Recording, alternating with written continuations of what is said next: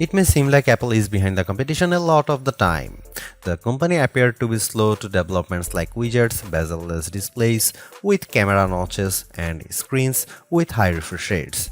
And with the iPhone 16 Pro, it appears to once again be late to the party, bringing generative AI features and a real button for the camera to its 2024 flagship. But if you will allow me to play therapist for a moment, I think it's not that Apple is slow, I think Apple is cautious, perhaps overly so.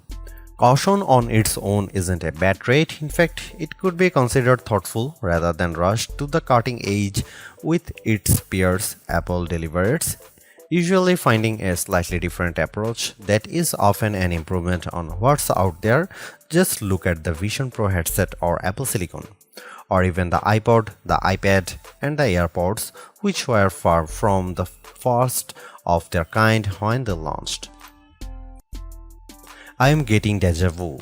Looking back at my review of the iPhone 15 Pro, I see a picture of that phone and its predecessor lined up by side to show just how much thinner the bezels are. Apple has once again trimmed the borders on its flagship phones, but while doing that enabled it to reduce the handset's size in 2023. This year it allowed the company to cram in larger screens without much change in footprint. The iPhone 16 Pro and Pro Max displays have increased in size from 6.1 inches and 6.7 inches up to 6.3 inches and 6.9 inches respectively. Both handsets have grown ever so slightly too, by just under 1mm in width and about 3mm in height. Basically, the iPhone 16 Pro and Pro Max are a hair wider and taller than their predecessors but maintain the same 8.25mm profile, and yet in spite of this minimal change, you won't be able to keep your old cases if you are upgrading from an iPhone 15 Pro to an iPhone 16 Pro. Not only would the cases not quite fit, you'd also need something with either a cutout or a sapphire crystal and conductive layer to be able to use the new camera control. Of course, Apple sells compatible cases, as do some third parties like OtterBox, so you have plenty of options. I have spent most of this year's hardware review season remarking how Samsung and Google's flagships feel like iPhones, and I have now reached a strange inception point. As I have been comparing competing phones for this review, I have been surrounded by about a dozen handsets from all these different companies on my couch, including last year's iPhone, the Galaxy S24 Plus, and the Pixel 9 Pro and Pro XL. Trying to figure out which one is the iPhone has become more confusing than ever, as they all feel similar in build. The best way to verify at a glance is looking at the camera arrays or my wallpaper. All that is to say that the iPhone 16 Pro feels similar to its predecessors, which is what these other companies have been attempting to emulate. Apple would be right to feel flattered by this imitation, and yet I have to wonder if it's time to do something different. Google's Pixel 9 Pro is actually a whole 6 grams lighter than the iPhone 16 Pro at 221 grams, and I'm absolutely smitten by its rich pink hue and shiny edges. Though I like the new golden desert color for the iPhone 16 Pro, I do wish Apple's premium flagship had more fun and vibrant exteriors. That said, I do love the base iPhone 16 in pink, teal, and ultramarine. Arguably, the biggest change to the iPhone 16 lineup, not to mention the iPhone 16 Pro, is the introduction of camera control. This is a button on the right side of the device which has touch and pressure sensors on it to enable greater control with swipes and semi-presses. One of the things this was supposed to do was let you push slightly on the button to trigger focus, similar to what half pressing a DSLR shutter button would do. That function won't be available at launch, so I can't say if it's effective. But by the large, camera control is a very Apple approach to a feature that has been around for years. From phones by Sony and Nokia with dedicated shutter buttons to Android handsets with hardware-based double-click shortcut, the notion of quick access to your camera without having to fudge with The screen is a popular one, for good reason too. I've hated having to swipe or long press the icon on my iPhone's lock screen in the past, and even though I could set the iPhone 15 Pro section button to open the camera, it just wasn't positioned well and I'd have to give up my mute button. So, Apple isn't breaking new ground with its hardware shortcut for a frequently used app, but it does do a few things differently. With the touch sensor, you can swipe on it to tweak things like exposure, zoom levels, and tone, and the half press still works as a way to select options or go back out of menus within the camera control interface. In theory, it's a nice way to make changes in the fly. In reality, there are a few issues and they largely have to do with placement. The button sits a little farther from the base of the phone than I'd like, so my fingers have to reach a bit more to press it, whether I was in landscape or portrait mode. This wasn't usually a problem when I had both hands free and could steady the iPhone with my other hand and readjust my grip. But if you are trying to take a quick shot with just one hand, the button's location can feel unintuitive.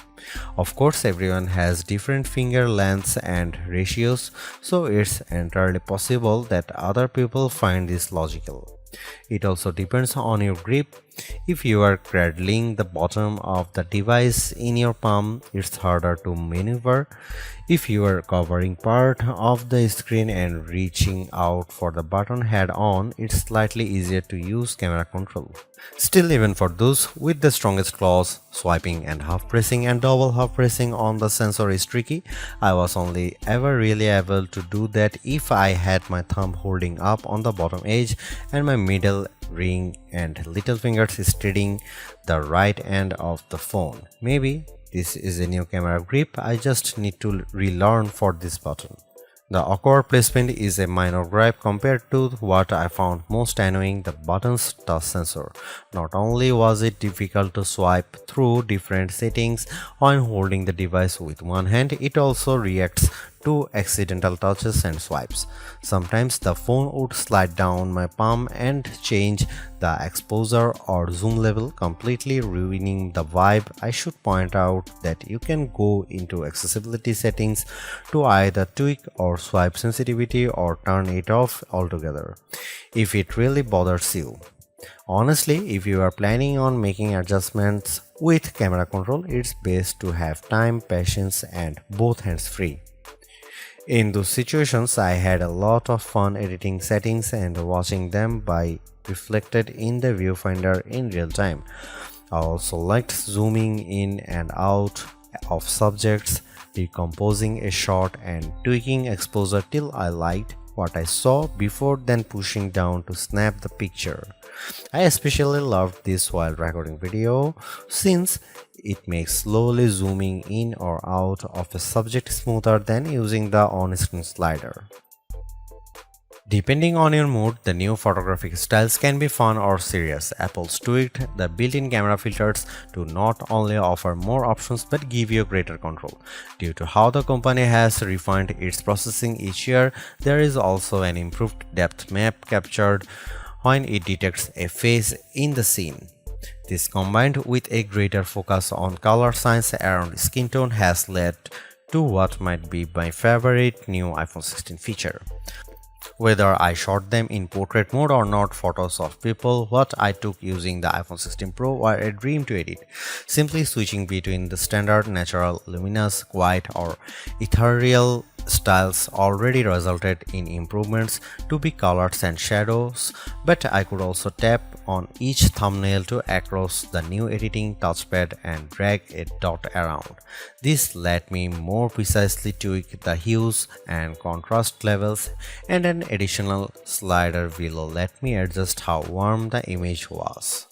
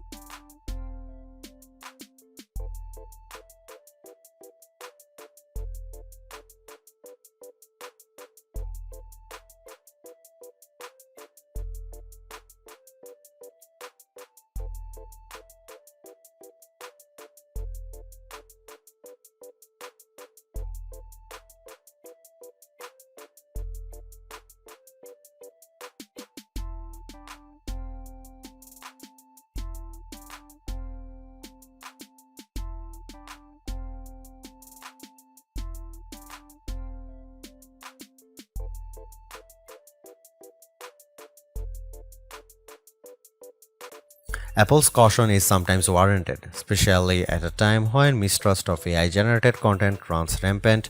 The company taking its time to get Apple Intelligence right is understandable, but its deliberation doesn't always lead to winners. While I appreciate the attempt to differentiate camera control with the touch sensor for more versatility, I am not yet convinced on its usefulness. The good news is, and I cannot stress this enough, you have the option to tune it to your liking, and that's the theme I'm seeing in recent Apple features that hint at more thoughtfulness than usual. If you don't like something or if something isn't right for your needs, you can adjust or disable it. In iOS 18, you have greater control over your home screen's app layout and can pin custom collections for easier reach.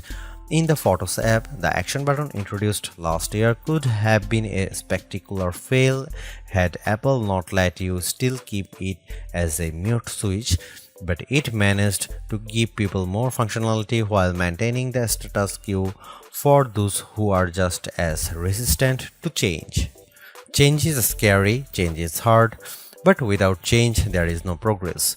Apple's cautious approach is a tricky balancing act that's evident on the iPhone 16 Pro. Some new features like audio mix and custom routes in Maps delivers mixed results, otherwise like photography styles are hits.